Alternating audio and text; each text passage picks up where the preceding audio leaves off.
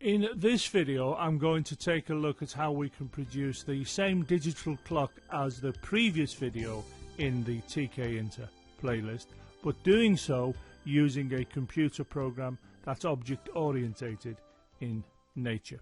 The last video in the tkinter playlist looked at how we could write a computer program to produce this digital clock, and in a moment I'm going to have a quick look at that program again, and then for the rest of the video I'm going to show how we can produce the identical clock you're looking at here, but done so from the perspective of the object orientated paradigm. In other words, I'm going to create a class and we're going to create an instance of that class which will produce this digital clock. This is the computer program that we looked at in the previous video, and it was responsible for the digital clock we've just observed. If we consider the overview of this, we know we have to import modules, and here you can see we have the definition of a function, and here we have some program statements, and you can see that this program statement will call this function. This line creates an instance of a tkinter window. Consequently, we could say that this is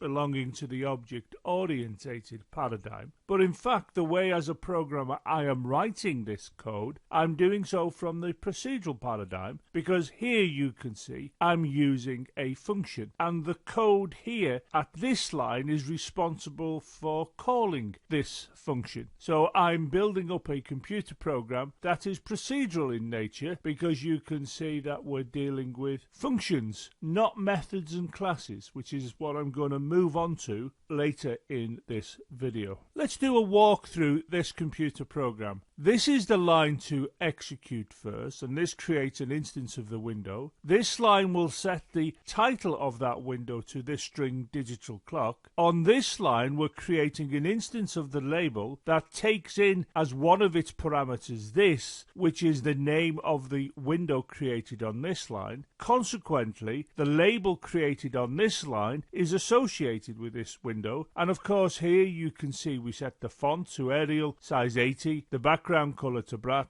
and the foreground color to red. This line will then position the label at row 0, column 0. Then we will move on to this line, which will call this function. The first line of this function will execute, and this will actually go and get the current time, and we pass in this string to this method, and of course we're going to get back hours, minutes and seconds. The current time is then bound to this string returned from this method, and on this line we assign that string to the text property of the label that was created on this line. So the label will now be displaying the current time. This is the next program statement to execute, and what we're doing, we're setting off a timer that will run for 200 milliseconds, and after those 200 milliseconds we will invoke this method, and of course the method you can see is display underscore time, which indeed is this method here. But as soon as this has executed, the clock starts, and we then leave this function and we go to here into the main loop. Now while in the main loop, when the clock that was started in the background set up by this number here gets to 0, as soon as it gets to 0, what will happen is this will be executed, which is of course this function. This function will then go and read the time again. It'll put the current time to the label, and this will then fire off the clock running in the background. So because this is 200 milliseconds, the clock will be updated every 200 milliseconds, and eventually of course it'll click over to a second, and you can see the seconds go up, and then the minutes go up, and then the hours go up. In other words, we have a digital clock. Now I appreciate I've run through this rather quickly, but bear in mind that I've actually covered this in the previous video in this playlist. So I'll put a link in the description to that previous video so you can go and look at that first if my explanation here was a little too quick. Before I move on, let's have a quick overview of this program again. Here you can see I'm importing the modules. Here you can see I've got a function that will display the time, and here are the program statements that are responsible for setting up the window with the label that is going to be responsible for showing the time change as the program executes. What I'm going to do now is to show you the object-orientated version of this, but I want to remind you of what's in here first. You can see we have these 3 lines, and I'll be coming back to look at these, but I'll first of all be looking at this code here, which we can see sets up a window, sets up a title, creates a label, positions a label, and then calls the display time, and then moves into the main loop. So we're going to be considering this code alongside the code for the object-orientated way of implementing the same digital clock, the same as it looks when we actually execute it. And I'll be pulling up this section of the code so we can compare this section to the object-orientated program I'm going to show you, and I'll be pulling up this section of code on the same slide as the object-orientated program so we can compare directly. This is the object-orientated solution, and if we look at what it's got in common with the one we've just been considering, which is the one that belonged to the procedural paradigm, we can see we're still importing the same modules. If we come here, you can see that I'm still creating an instance of the window, and on this line I'm still going into the main loop. But look here, you can see there's just one line that has replaced quite a bit of the code that we saw before. Let's have a look at that bit of code here. We set the title, we create the label, we position the label, we call display time. So in other words, this line from the procedural program has survived here, and this line has survived here. But these lines have been removed, and in their place I just have this one line here. Now I'm going to talk about what that one line does in a moment. If I now have a look at the code that appears now, it is display time. And if you have a look, those are the 3 lines that we've just discussed for the previous procedural program that produced part of the program for the running of the digital clock. And you can see here that I have a method called display time, and if you look, it too has 3 program statements, and those 3 program statements mirror these here, but I'll be breaking down each line in turn because a quick inspection you should see that here we start to introduce this notion of self. I've removed the program code that came from the procedural solution because I just want to walk through this example here. The first thing that we can see is we import the various modules, and here I'm declaring a class, and the class is called digital clock. Now here we have a double underscore init method. We always will find ourselves needing to put this into classes we produce ourselves. When you create an instance of a class, in other words an object, which you can see is happening on this line, that my underscore digital underscore clock is assigned this, and this is the name of this class. And consequently what this will do will create an instance of the digital clock, and this will be the name bound to that instance. And when we declare the class, as you can see here, we will have one of these methods. Now just as an aside, when you create an instance of any class as shown here, the first piece of code to execute is underscore underscore new underscore underscore, sometimes referred to as dunder new. Now that is the method defined in Python responsible for creating the instance. What this does is initialize the instance that's been created, but that's something for another video. I think it's important when you build your own classes you realize you're going to need one of these. So if we consider the class definition, you can see we have 2 methods. We have this method and we have this method here. Let's just remind you, a class is a template from which we are able to produce objects. In other words, instances of this class were able to produce digital clocks in this case. When we talk about these instances, we have to remember that they are instances in their own right. So here, for example, I've got the definition of a digital clock. There's nothing to stop me in my code asking for 4 copies of the digital clock. Give me 4 digital clocks and display them. That's what we can do when we have an object-oriented program as shown here. I can ask for as many instances of this digital clock as I want in the code down here. In this case, I'm only asking for the one on this line. So you can think of a class as a factory that pumps out objects every time you want one. So you say, right, I want one of those clocks, okay, put a line like this in. I want another one, okay, put another line like this one in. So you get objects being produced by this, which you can think of as a factory producing things. Now, everything that comes out of a factory, it'll be identical. Let's say a particular car comes off the production line. Each one will bound to have a number identifying it. Now, when you create an instance of a class, in other words, an object, that object will have an ID. And every object created will have an ID. Now, in CPython, the ID will actually be the address of where the object appears in the computer's memory. But for the purpose of this explanation, it's just a number. And every object will have a number, and every object will have a different number from each other.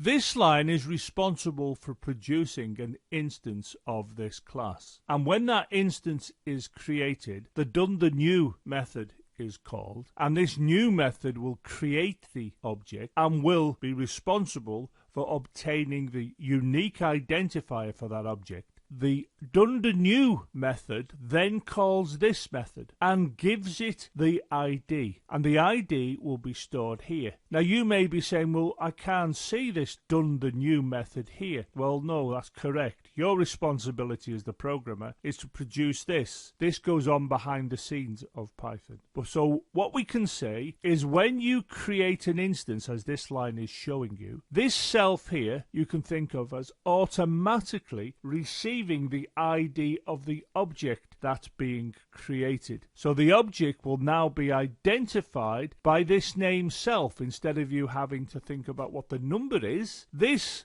will hold that number self. So every time an object is created, that object will be responsible for gaining access to self, and in each case the object will have its own unique identifier which is stored in self. Now, if you are a little baffled by this notion of an ID and self, please note that I've done 2 or 3 videos on self elsewhere on this YouTube channel, and I would recommend you search the channel for the keyword self and have a look at those videos if you're unsure. But just think of it like this. This class is a factory that's capable of producing instances, i.e. objects, and every one of those objects will have a unique identifier, and that unique identifier will be stored in self.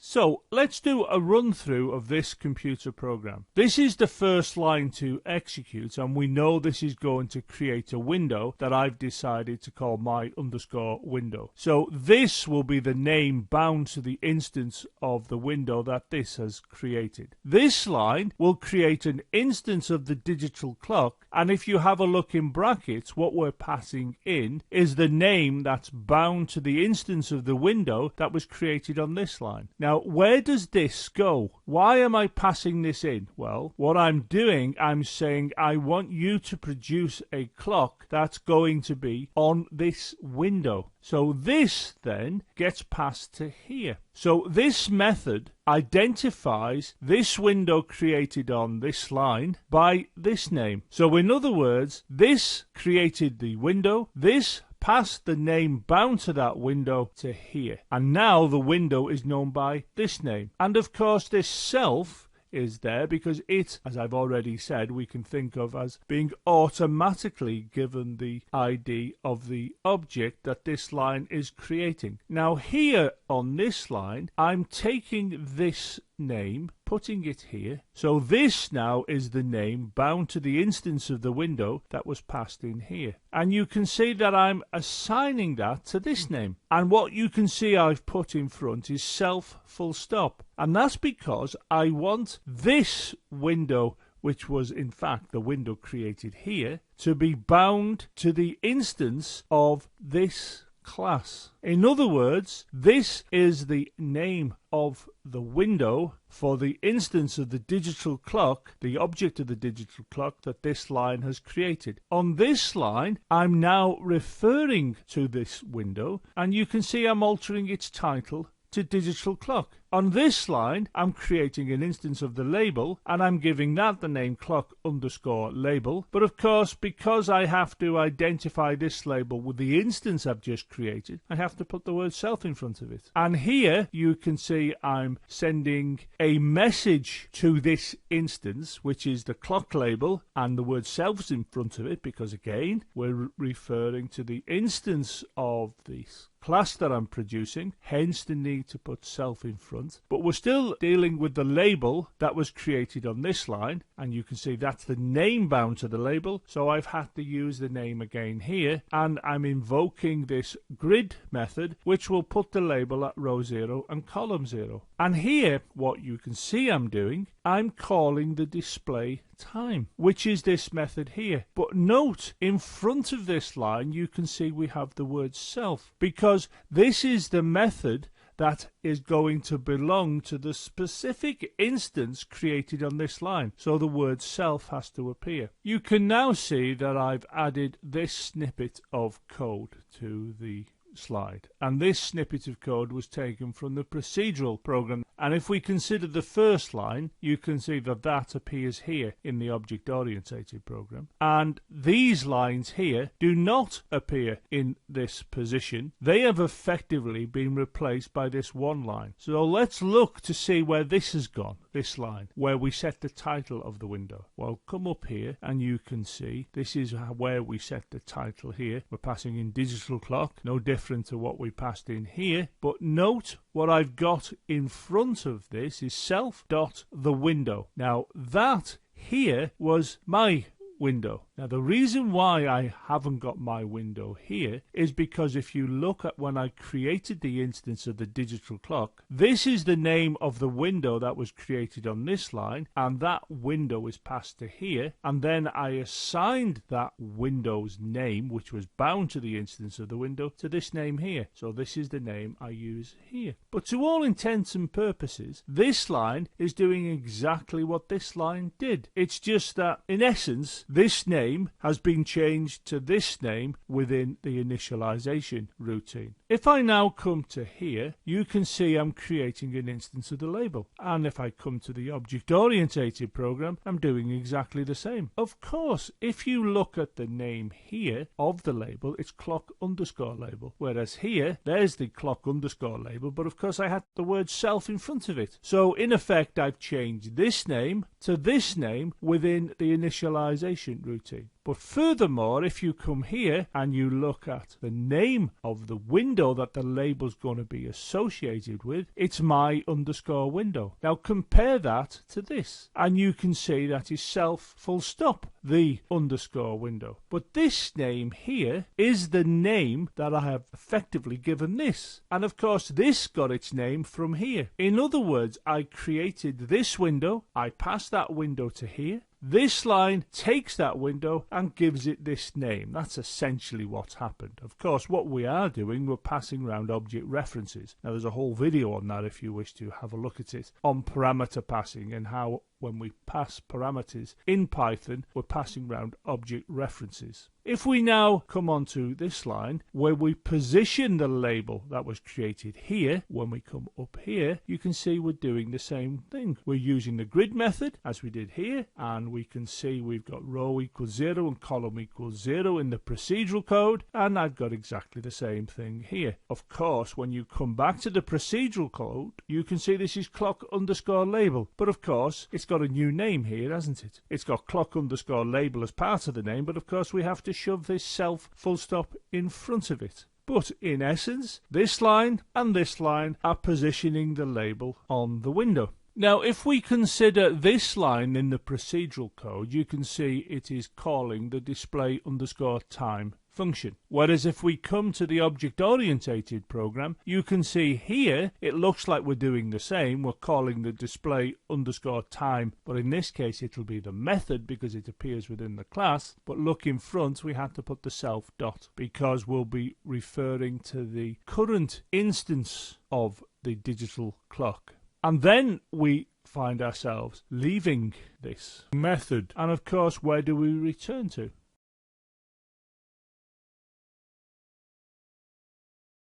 So how have I had to alter this code here to get it to work in the object-orientated world? Well, you can see this line and this are identical. You can see that these lines have been moved to here. And the difference is, you can see I've had to use the word self in all of these positions. And if you look at the name of the window, we had it called my underscore window here. Whereas here, you can see we have it called self, full stop, the underscore window, because that's the name here that we set. We pass this name to here. It appeared here within the initialization method. We then assigned it to here. So this is the name, effectively, of the window that was created on this line. So if we look at the overview of the initialization method, we know we have to have self here so it can receive the unique identifier for all of the objects of this class that's produced. And you can see the self has appeared here. It's also appeared here because we can see that the window has got this name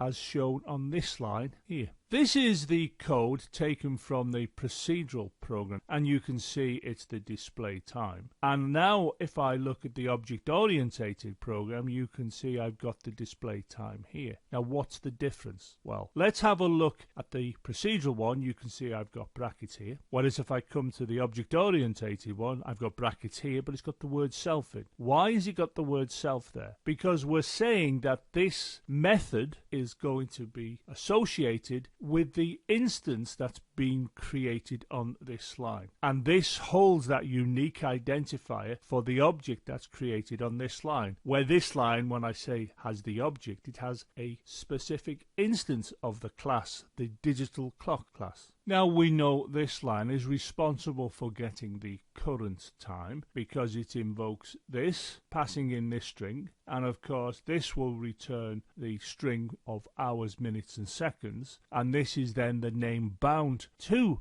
that string which holds the current time. If I compare this line with this one, what's the difference? Well, have a look at this side. No difference. But come over here and you can see the name. Well, I've had to put the word self in front of it. I've kept this name here, but of course I've put the word self in front of it because the current time has to be identified for this instance. If I come here now and look at this and compare this with this bit of the code here, you can see it's similar, but of course because I'm in a definition of a class, I have to put this word self dot in front of it. If I come onto this line, you can see that I'm going to my window and I'm firing off a clock that goes in the background for 200 milliseconds using this after method here. And of course it will call the display time after 200 milliseconds. If you come here, what have I altered? This is called my underscore window, whereas here it's called self dot the underscore window. Well, that's because if you remember, this line here passed in my underscore window to here, so we effectively change the name by which we reference the window in this class, and that's this name here. But of course we have to tie this name to the specific instance we've created, the specific object, so we put the word self in front of it. So you can see that the difference between this and this is we've had to put self in these places. Let's make sure we know about where we have to position self. Let's just go to this line and you can see here I've got current time. Whereas if you come here, you can see there's the current time, but the word self has had to appear in front of it. If you look here on this line, you can see that after 200 milliseconds, we execute this. And if we come to here, you can see we have here self dot display underscore time, whereas here it was just display underscore time. We had to put the word self here because we're talking about the need to invoke this method here. Now you may say, well, have a look at this name, that's display underscore time, which is the name of this. Shouldn't this have the word self in front of it? No, most definitely not. But it does need it to be here, because what we're saying is we want to be executing the version of this that appears in the current instance, where the current instance is identified by the ID that's passed to here, and that ID is then used throughout everywhere in this code, and here in this position is no exception. So this is responsible for invoking this, where you see we have the name being display underscore time. And so that this method knows which instance it belongs to, it has to be passed this, which is the ID of the instance that this method is now going to end up belonging to. Now, if at this point you're thinking, crying out loud, I'm not going to bother writing things that are object orientated in nature, there's all of this self everywhere and I'm not quite sure I know what it means. Well, don't do that. Object-orientated programming is a key feature of Python. My background, I started off in assembly language, I then moved to C, and I went on to a number of other languages on my way to ending up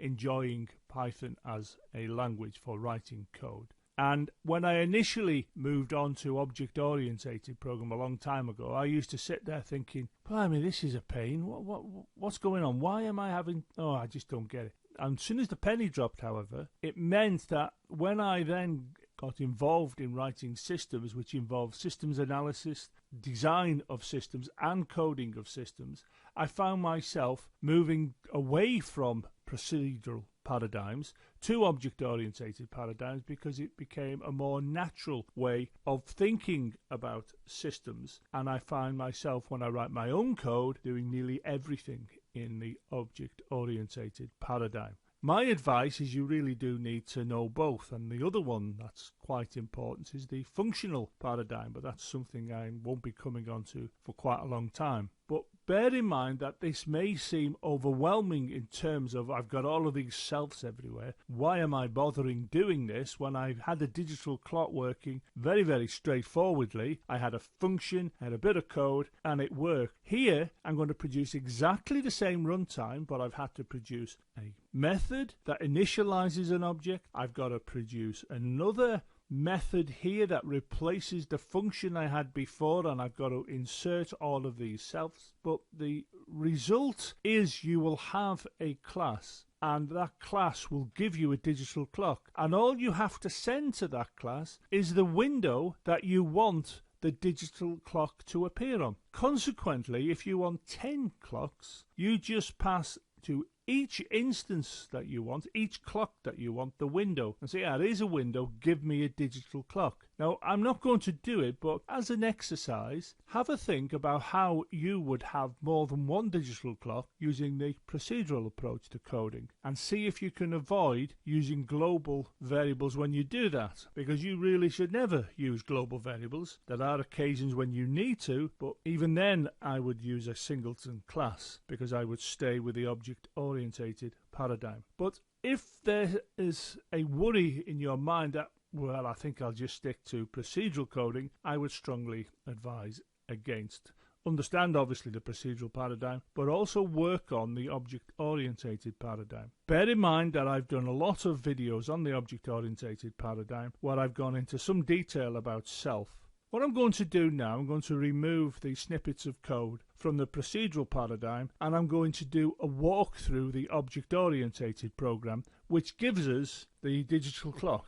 Right, let's do a walkthrough for this computer program. These modules are imported. We then come on to this line, which creates an instance of a window that will be known by this name. So this name is bound to that instance. This line will create an instance of the digital clock class, in other words an object, passing in this here, my underscore window, which is the name bound to the window. This my window is passed to here. It is then on this line assigned to this, so the window that was created here is now known by this name. We reference that name and change the title of it to digital clock. We then come to this line, we create an instance of a label associated with this window, which is the window declared and created here, but got renamed to this on this line. And here you can see we set the font, the background color and the foreground color. We then come onto this line where we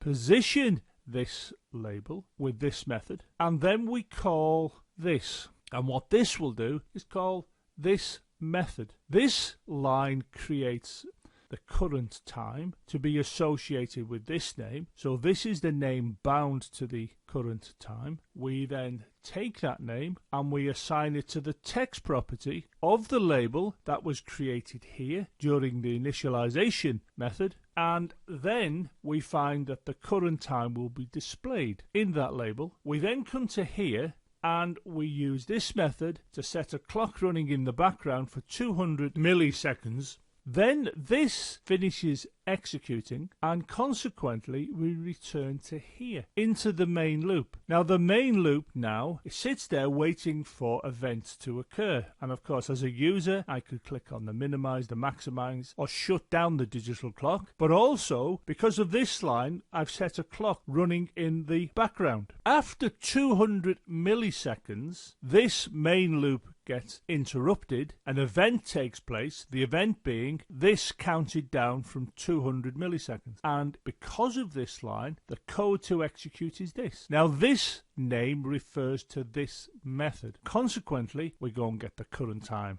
Again we set the text property of the label to the current time, and then we execute this, which starts the clock running in the background. And of course we go then back to the main loop. We're in the main loop. After 200 milliseconds this executes again, another 200 milliseconds this executes again, and we have this process taking place. So the runtime is exactly the same. If we looked at the digital clock you wouldn't see any difference, but behind the scenes what you've seen happen, I create the window, I create an instance of the digital clock associating it with the window that was created on this line. I then enter the main loop, and of course what you can see is when we initialized we fired off the display time, and then this set up a background clock that caused the main loop to be interrupted, to have an event occur every 200 milliseconds that it had to service, which meant executing this, which is this method. So what we have that's different,